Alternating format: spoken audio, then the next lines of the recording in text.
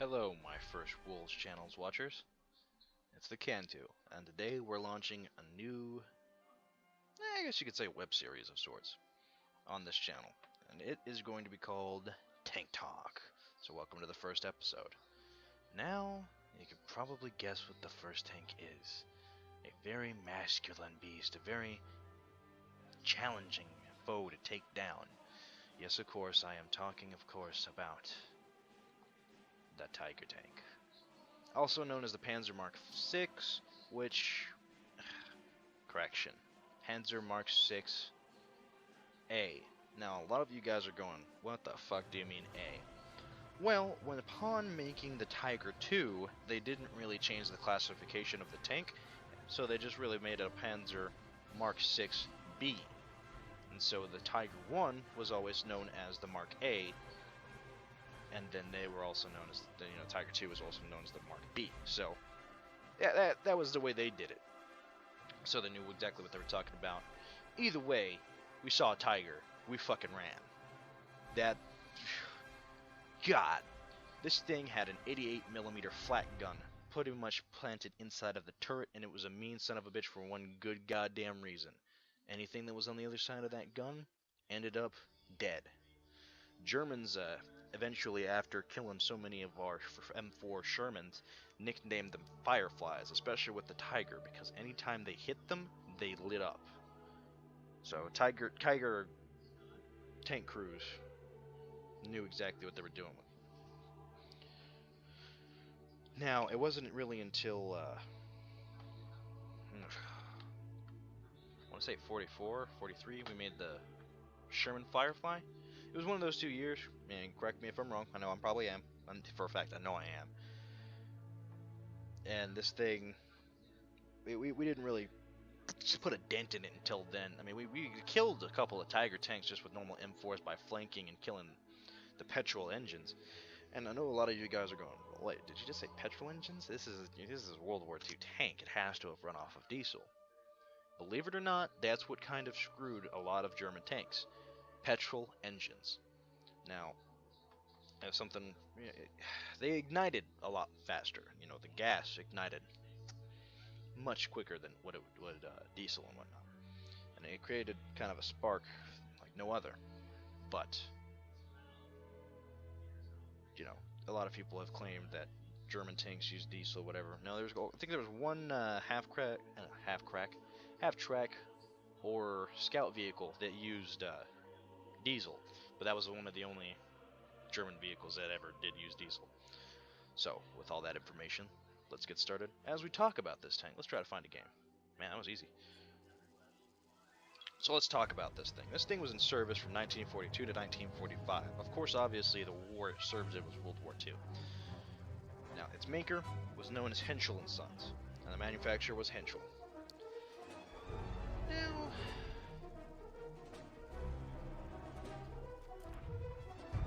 this thing had a hefty cost of about 250,000 German Reichsmarks. Lord only knows what the interpretation is that into is American money, but, we'll figure that out much, much later. Now, the number of these built was about astonishing 1,300 tanks of this deal. It took a crew of 5 to go ahead and man this big fucking behemoth.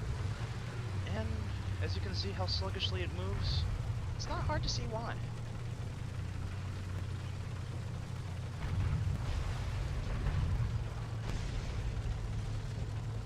Main armament was, of course, your 88. Of course, your main armament was the 88 KWK 36L56 cannon, and it could hold 92 rounds in the entire compartment. It had a Maybach engine. It was a Maybach HL230. I believe the make of that was a P45. Pretty much it was a B12, big giant B-fucking 12 engine. And secondary armament as well was 2 MG34 machine guns placed. One on the top, and then you had one as your bow gun. Most of the time you really wouldn't need anything to bow gun, especially when you had a kick like this. Let's just go ahead. The other Tiger on the enemy team has decided to go ahead and pull back. Very smart foe. Allied forces have captured a zone. I saw an enemy tiger, I would go ahead and back down too.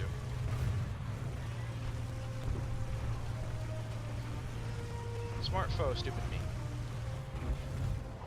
Now this tank obviously is going to perform very clunky, and for reasons very obvious. It's a heavy tank. It's going to act like one. Allied forces have captured a zone. Trying to find. Protect the base! Oh, okay. So there's every reason to go ahead and start pulling backwards. Now there was the Russian response to the We have taken the Tiger initiative. tank. And it was the KV-85. Shortly after they made the KV-1, or I'm sorry, the IS-1, and then they went on to the IS-2. Attack the enemy The base. IS-2 was a real main combatant target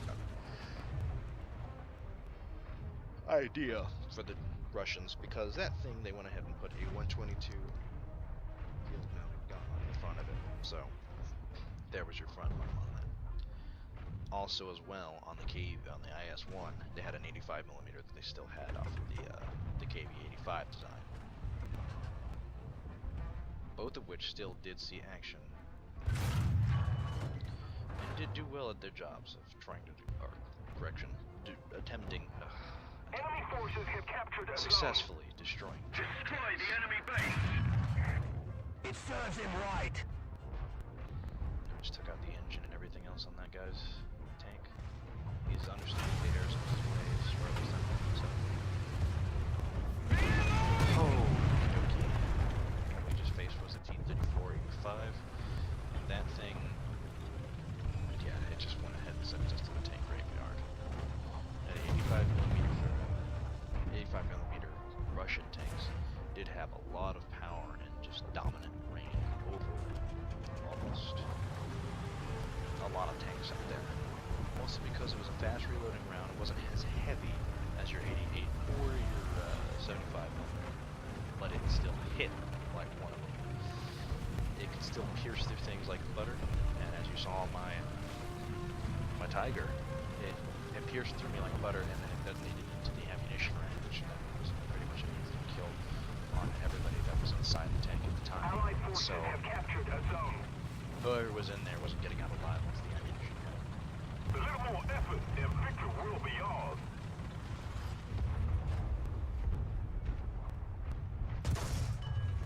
Still As got soon as we missed. but just gonna piss him off. Just gonna go ahead and piss him off.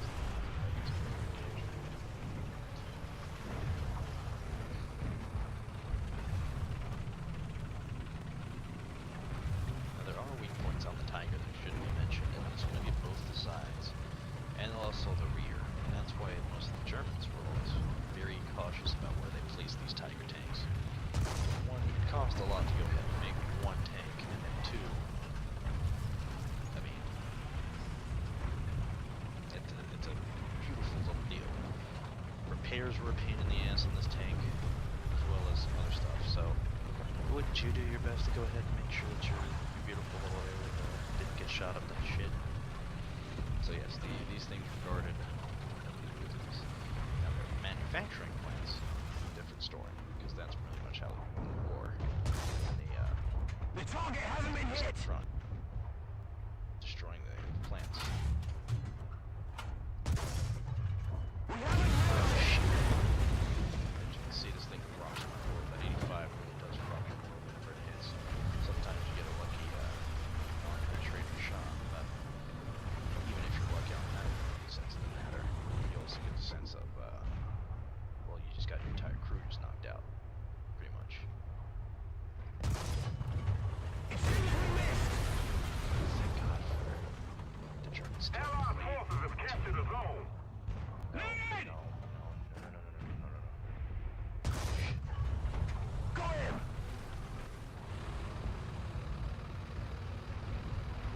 Let's keep the pressure on. Victory is close.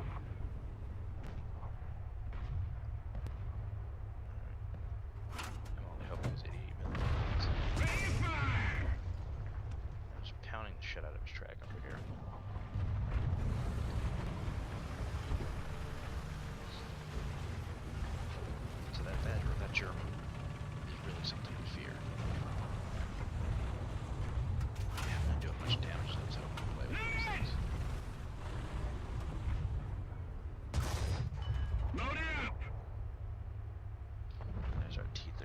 45 that destroyed us last time.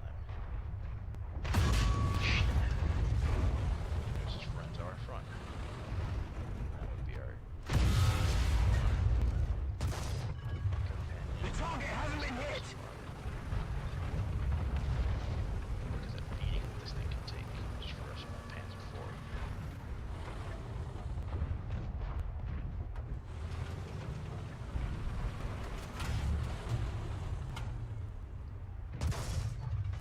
On target! Just completely shredded his track off.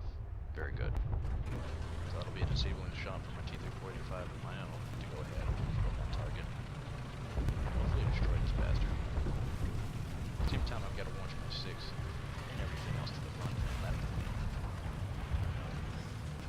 Well, maybe just to the front and right of me then. I'm just going to really blitzkrieg in on you here because that Panzer III, it is going to be one hell of a nuisance to me. But at the same time, I know we also got a self-propelled gun somewhere in the front here. When I talk about self-propelled gun, I'm not talking about artillery fire like I should be. I'm talking about a feared menace, also known as the KB-2. Something tells me, the slightest nudge, Keep it up and victory will be ours. have one enemy KB-2 vicinity. So that's something I'm trying to look out for. But at the same time,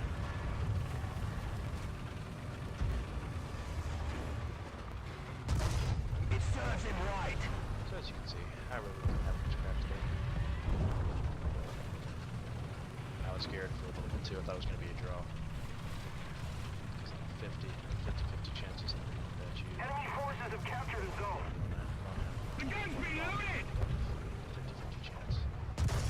On target. Shit.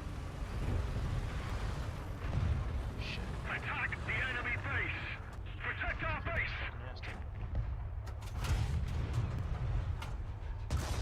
Loading!